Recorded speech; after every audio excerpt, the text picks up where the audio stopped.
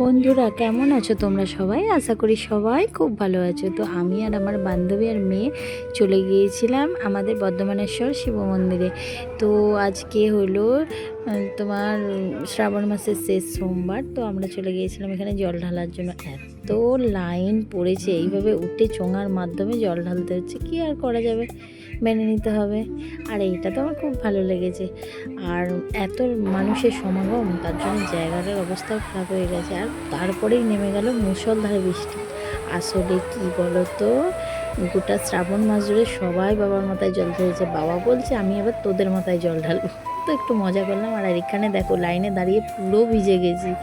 আর সামনে সুন্দরভাবে সাজানো হয়েছে, ছবি তুলবো সেরকম তুলতে পারিনি। আর এই তো আমাদের বাবাকেও দেখিয়ে দিলাম। তোমাদের কেমন লাগছে অবশ্যই কিন্তু কমেন্টসে বলবে, আর সাথে বলবে হর হর মহাদেব।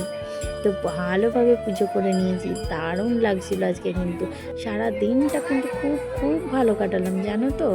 আর আমার মেয়েটা, চলো একটু মেয়েটাকেও দেখাই, আর মেয়ে কি বলছে শোনো।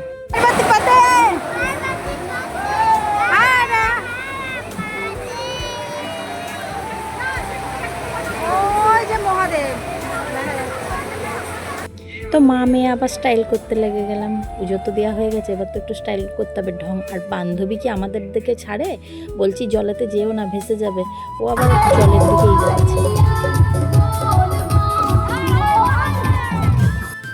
তো ডিজেটা বাজালাম। তো ছোট্ট মিনি ব্লগটা কেমন লাগলো অবশ্যই কিন্তু কমেন্টসে জানাবে।